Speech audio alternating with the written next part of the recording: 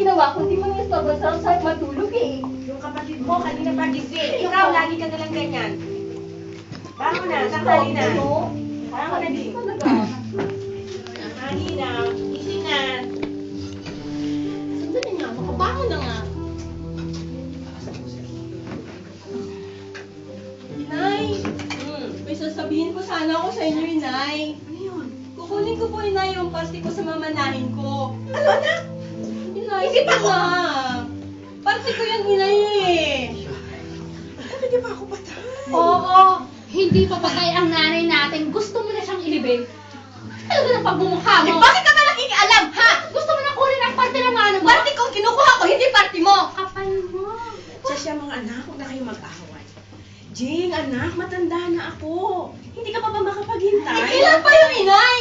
Eh, bakit ba pinagtutulungan niyo na lang akong dalawa, ha? Lumayas na nga kayo sa paningin